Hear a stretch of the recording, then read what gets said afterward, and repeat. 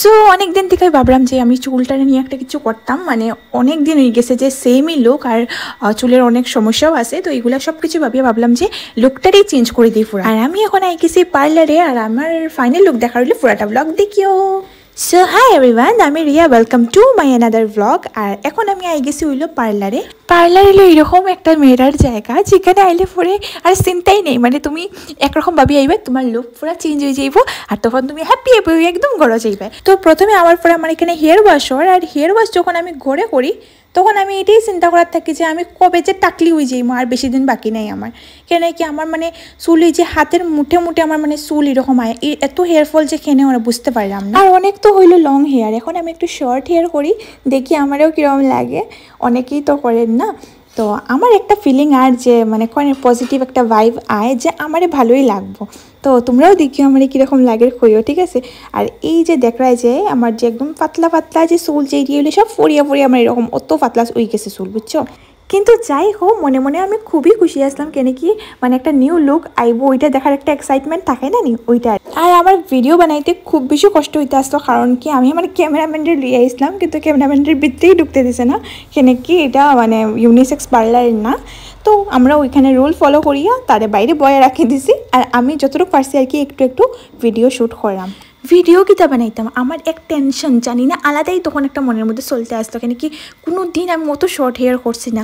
তো প্রথমবার আমি মানে কইতে গেলে বড় হওয়ার পরে মানে কইতে গেলে আমি ক্লাস 8-9-এ থাকতে আমার একদম 8-9ও না, মানে 6-7-এ থাকতে আমার একদম শর্ট হেয়ার আসলো, ঠিক আছে। তারপর থেকে আমার চুল যে লম্বা ওর যে আমি আর কোনোদিন কাটছি না, কাটলেও মানে মানে 1-2 আঙ্গুল এরকম মানে জাস্ট সমান করার লিগা ওই রকম। আর এখন আমার চুল কাটা শুরু হয়ে যাইব, আর আমার মুখ দেখে তোমরা বুঝতে পারলা যে আমি ভিতরে কিতা ফিল করলাম। হ্যাঁ মানে ঠিক আছে, এখন তো খাটি লেগেছি, এখন তো আর ফাইতাম না, আচ্ছা রিগ্রেট করিও লাভ নেই। তো তোমরা লুক দেখলেই বুঝতে পারবে যে আমার কীরকম লাগে। আর তারপরে আমি একটু খুশিও আসতাম, মানে নিজের ভিডিও নিজে শ্যুট করা যায় না এরকম সিচুয়েশনে, কেন কি তখন মানে একটা তো ভিতরে একটা ফিলিং থাকে, আর মানে ভিডিও কিতা শ্যুট করতাম, আমার মুখ তো দেখলাই তোমরা। তো তারপরে দেখো এখানে আমার চুল তো কাটি লেগেছে। আরেকটা কিতা জিনিস করছি জানো নি, আমি কেউরে হইছিও না, আমি জাস্টকে আইরা মানে যারা যারা আমার না করবো আমি জানি, মানে যেমন কি আমার দিদিরা, আমার বাবা তো একদমই পছন্দ করে না। তো আমি তারা আমি জিগাইছিও না, সেখানে কি জিগাইলে আরও উল্টা আমি কাটলে যতটুকু গালি খাইতাম না, জিগাইলে আমি আরও বেশি গালি খাইলাম। অতালিকে আমি আমার মারে খালি আমি হইয়া আই গেছি যে মা আমি আজকে চুল শর্ট করাইলাম, কিন্তু কতটা শর্ট করাইমো এটা আমি কিন্তু হইছি না।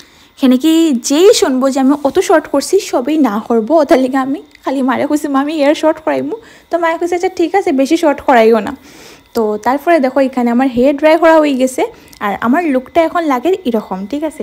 এখনও কিন্তু বহুত কিছু বাকি রয়েছে, বহুত কিছু বলতে আমি এখন কালারও করাইলাম, আর কালার কোনটা করাইলাম এটা আমি নামটাও আমি ভুলে গেছি।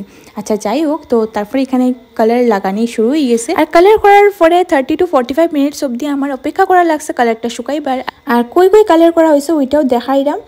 আর তারপরে আমার ওয়েটিং পিরিয়ড খতম, আর এখানে ওর আমার হেয়ার ওয়াশ। আর হেয়ার ওয়াশ করার সময় আমার ক্যামেরাম্যান যতটুকু পারে আর কি দূর থেকে ক্যাপচার করার, একটু একটু আর কি ভিডিও বানাইতে আসতো এখানে।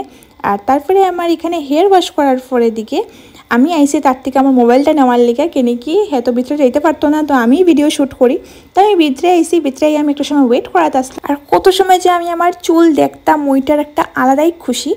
আর তারপরে এই দেখো এখানে আমার কালারটা পুরা দেখা যায়, আমার লাগে যেমন সব চুলে আমি কালার করছি। তো তারপরে আমার ক্যামেরাম্যানে তখন কইতে আসেন যে না তোমার চুলটা যতটুকু শর্ট হওয়ার আসলে ততটুকু তো শর্ট হয়েছে না, আরেকটু শর্ট করাইলাও।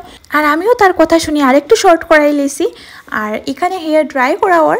আর তারপরে আমি যে আমার দিদির ঘরে রিয়াকশন দেখার লিগা, কেন কি তার ঘরের সামনেই আমি পার্লারে আইসি, তো বেশি সময় লাগতো না তার ঘরে যাইতে। তো তার আগে আমি তোমরা রিয়াকশন দেখিলে এই নাও আমার ফাইনাল লুক। এই লুক দেখার পরে আমার বিশ্বাসই হইতেছিল না যে এটা আমি, মানে আগে আমার চুল কীরকম আসতো এখন আমার চুল কীরকম হয়ে গেছে। আর তোমরাও হয়েও কমেন্ট করিয়া যে আমার কীরকম লাগে। আর আজকের ব্লগটা অতটুকুই, থ্যাংকস ফর ওয়াচিং, বাই।